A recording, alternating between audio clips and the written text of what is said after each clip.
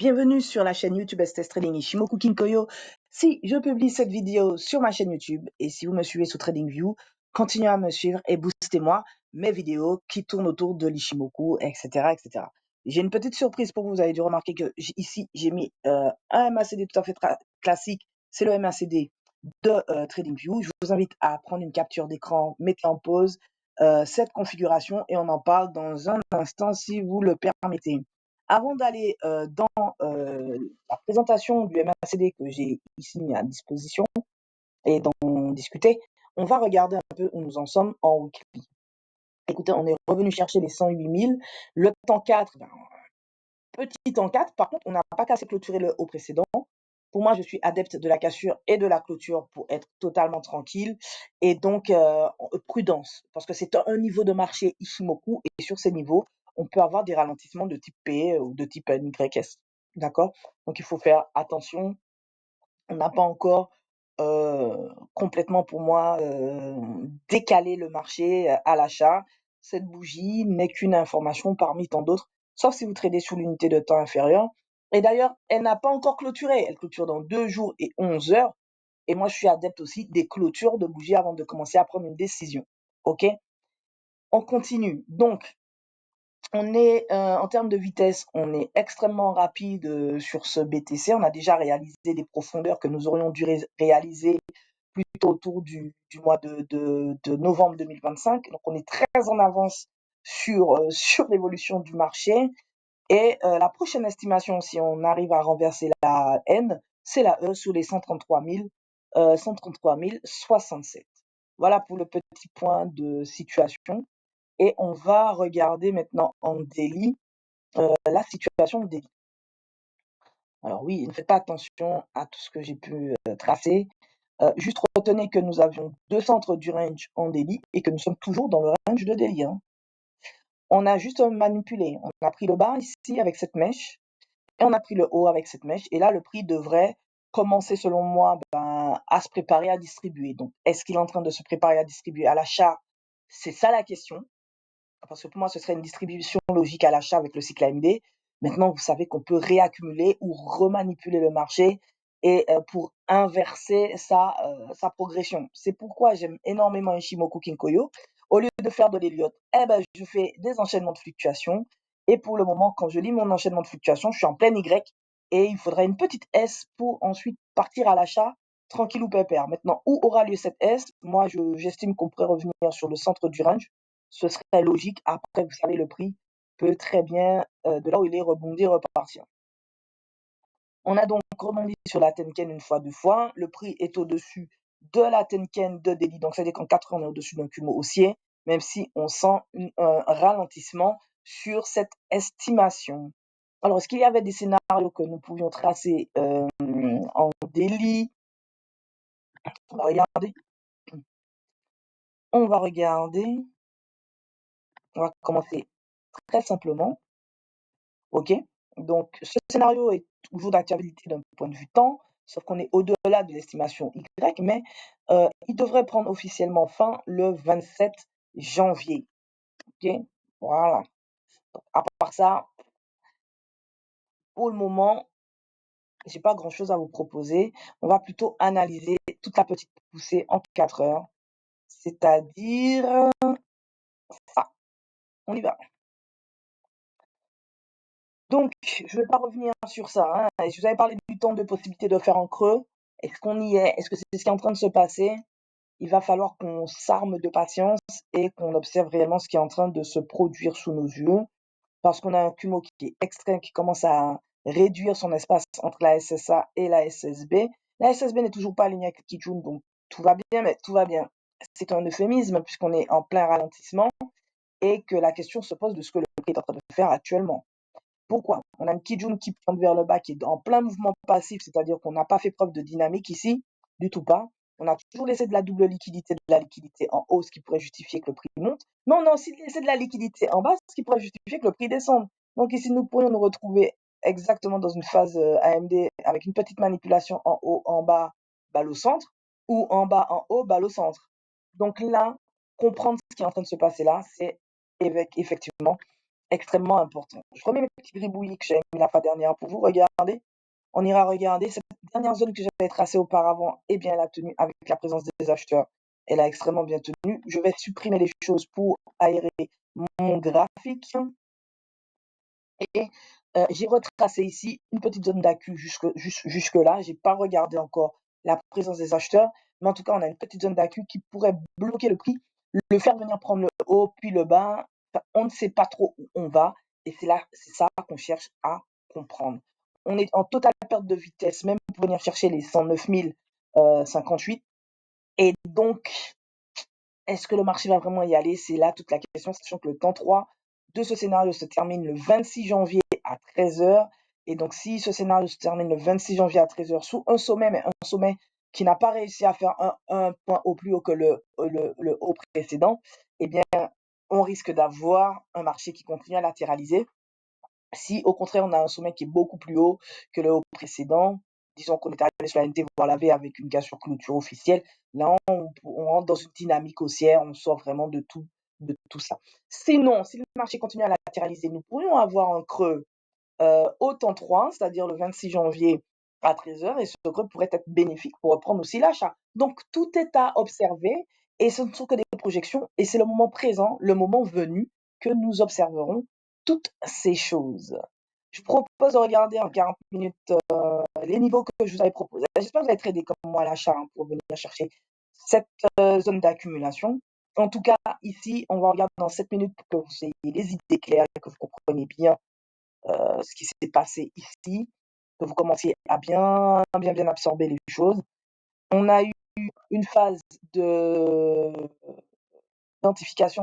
Donc ici, on a fait une N sans importance puisqu'on a juste pris de la liquidité selon moi. Alors, attendez, je vérifie, ne pas dire de conneries. Non, on a cassé, donc c'est une vraie N. Donc à partir d'ici, on a fait une SP. NSP, rappelez-vous, NSP. Et ensuite, on a fait une N et S. Bien sûr, on est sorti très rapidement de ce ralentissement avec un support sur le centre de ce ralentissement. Et après, le marché nous a fait monter jusqu'à des niveaux vachement intéressants. OK? Donc aujourd'hui, on se retrouve dans cette grosse zone d'accumulation, puisque le prix a accumulé ici, n'est-ce pas? Et elle pourrait faire office de rebond au prix et l'empêcher de monter plus haut. Ici, actuellement, on a fait une N, S et P, donc on n'a pas réussi à monter plus haut selon moi. Pour ne pas contrarier ceux qui aiment les mèches, vous direz une N sans importance, c'est-à-dire qu'on est juste venu prendre la liquidité, on retrace. Donc pour moi, on est dans un élément déclencheur de retracement dit classique. On n'arrive pas à prendre le haut, donc à dépasser les acheteurs avec une clôture au-dessus. Donc du coup, ça retrace. Maintenant, si on casse ces clôtures, la bougie du 24 janvier 11h02, nous ferions ici une N de baisse. Et donc, pourquoi pas, il faudrait réfléchir à jusqu'où irait ce mouvement et combien de temps. C'est-à-dire, il faudrait poser des scénarios. D'accord? On revient peut-être en 4 heures pour voir si j'ai l'opportunité de tracer quelque chose en 4 heures pour vous et cadrer le sous-mouvement. Oui, on a quelque chose. Si on peut, il y a quelque chose qu'on peut exploiter. Je vais l'exploiter tout de suite. Je vais cacher ça et on va le faire immédiatement. Essayer d'avoir un scénario au plus près. Donc ici, on a un point A. Je vais corriger un point A, un point B et un point C. Et là, je vais corriger. Ouais, on n'est pas valide. Ah, je pensais. Ah, je suis désolé, on n'est pas valide, les amis. Mhm. On va regarder 140 minutes. On n'est pas valide.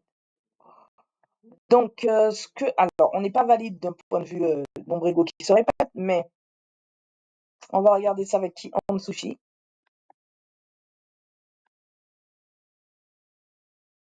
On n'est pas valide en 76 ici. J'avais tracé en 4 heures la première fois. Alors, accordez-moi un instant.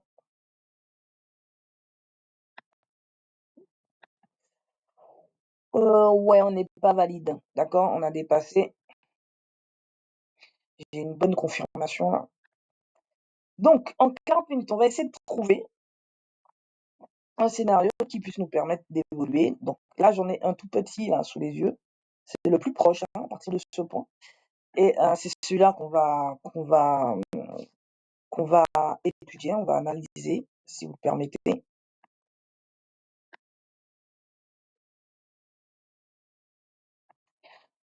Voilà, au plus près de nous. Ouf, ah ben, le temps 3, il est fini.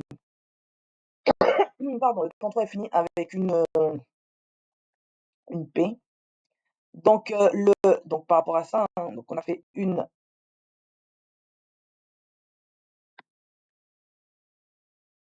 si je pars d'ici, on a fait une impulsion, on a fait ici une P, encore une P, ici une P, une éternelle P, on n'a que des P. On est en range et ce temps est dépassé.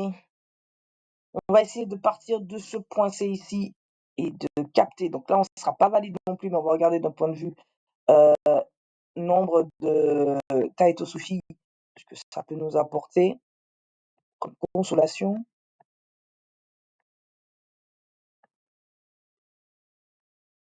Ah, ah, ah. Cette toute petite onde est valide. Alors, je vais aller en 7 minutes pour bien la cadrer et être sûr que j'ai pas fait n'importe quoi. Vous voyez, hop. Mais elle est valide. Ouais, elle reste valide et son temps est aussi dépassé.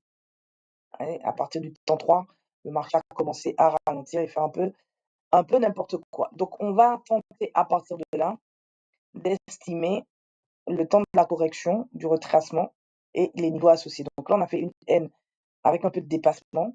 Donc, il faudrait qu'on fasse un retour à l'équilibre sur une N par rapport au temps d'influence, etc., etc. Je pense que maintenant, vous commencez à être habitué. Sinon, revoyez les vidéos à partir du mois de décembre. Donc voilà. Donc là, on est en plein engouement de baisse et on fera attention à cette vente à partir d'aujourd'hui 16h24. À 16h24, est-ce que le marché va reprendre un mouvement? Donc ça veut dire regarder les enchaînements de fluctuations à l'approche du temps pour voir ce que fait le marché.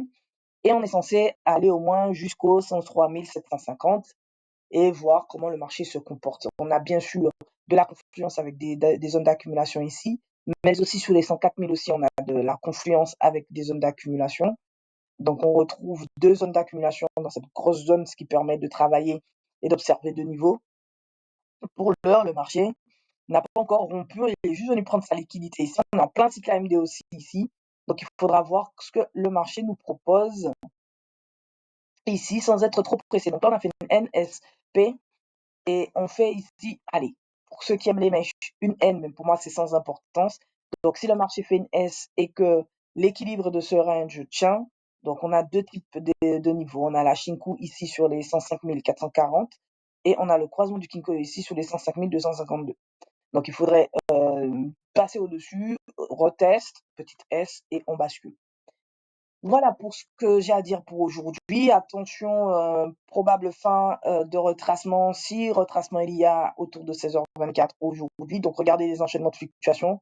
Est-ce qu'à l'approche de ce temps, le prix fait une P ou une NY à suivre? Et idem, si ça ne se fait pas ici, on a encore du temps devant nous et ce serait plutôt autour de 22h28, idem à suivre. Interdiction bien sûr de renverser le point C, c'est-à-dire la bougie du 24 janvier 4h23.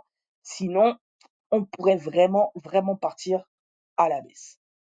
Voilà, donc maintenant, je vais passer à l'explication de pourquoi, du comment j'avais ici le MACD. Rappelez-vous, en début de vidéo, je vous ai demandé de faire une capture d'écran de la configuration. Je vous remets ça ici.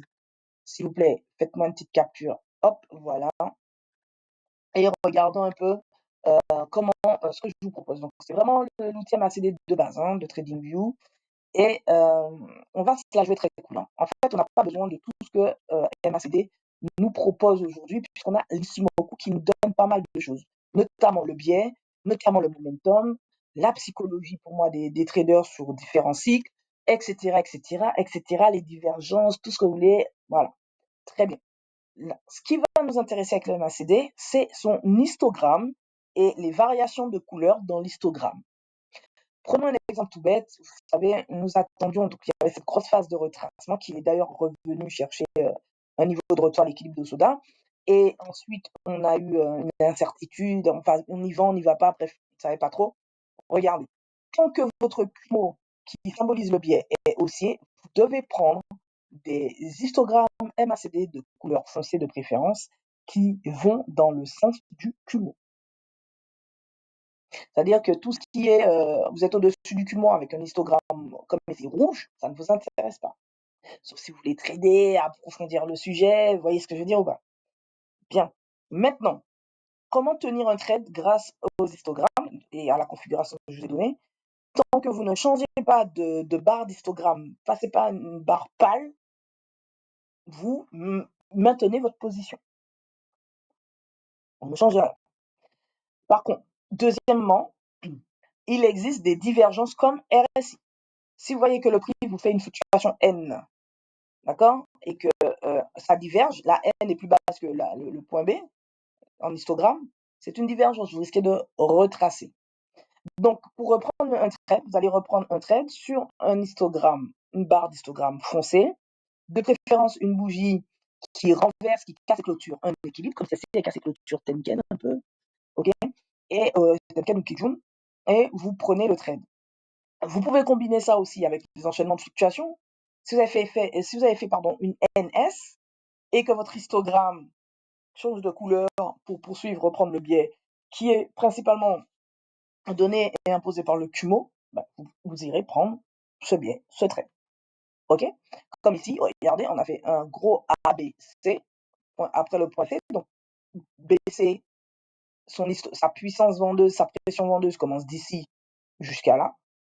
Et après, vous avez un histogramme, boum. Vous avez eu le temps d'avoir un croisement du Kinkoyo, Kijun qui se redresse. Et l'histogramme, si vous n'en faites pas, c'est pas de ma faute. Ok? Donc, essayez d'avoir ça comme une petite base si ce que je vous ai donné la fois dernière pour identifier les entrées avec les équilibres ne vous a pas convaincu. Je vous propose MACD avec cette petite conf. C'est gratuit, bonne année. Et amusez-vous à regarder de quoi il en retourne. Donc ici, si je reviens ici, donc vous savez qu'on est en train de latéraliser, hein, ok? Donc si je reviens ici, vous voyez là, on a fait ici une... alors si je regarde par rapport à la baisse, une N, ici, par rapport au mouvement ici, une Y et une S. Donc ici, après, boum, comment nous pouvions prendre position? Et bien, suite au retracement, on a un histogramme qui repart haussier avec une casse-clôture des équilibres et le marché repart haussier. Malheureusement, on a ici une grosse faiblesse et on est en train d'attaquer la Tenken vers le bas, ce qui veut dire qu'il faut descendre sur une unité de temps inférieure pour analyser si oui ou non on embarque le mouvement ici dans un retracement. Et vous voyez qu'on est en perte ici de vitesse, on subit une petite pression d'un point de vue moyenne sur le marché, mais nous n'avons pas encore basculé dans le rouge. Donc n'attendez pas de basculer dans le rouge. Préférez réfléchir à une clôture partielle ou fermer totalement votre position dès lors que la barre devient claire, que ce soit à l'achat ou à la vente, c'est mon conseil. Par contre, ici, on a une vraie pression vendeuse qui pourrait nous ramener sur le centre de ce range de 4 heures, de ce ralentissement de 4 heures ici. Donc, on a le premier croisement du Kinkoyo qui est sur la Kijun et on a la première fois que Shinku touche le prix qui est juste là, sur les 104 269 à peu près. Donc, attention aux deux niveaux de range ici, sachant que je vous ai dit qu'on a une grosse phase ici d'accumulation que j'ai tracée en 4 heures. Ok, donc voilà, je vous laisse avec ça, les amis. J'espère que ça vous a plu. On a plein de divergences. Il n'y a rien qui va dans ce Kinkoyo. Il y a Kijun qui part, Tenken qui monte, le prix qui attaque. Bref, le marché est en train de se faire manipuler. Soyez extrêmement prudents. Prenez soin de vous. N'oubliez pas de continuer à me suivre sur la chaîne YouTube. Laissez-moi un pouce, abonnez-vous. Sur TradingView, si ça vous plaît, boostez-moi, suivez-moi. Et à très vite, les amis. Tchuss!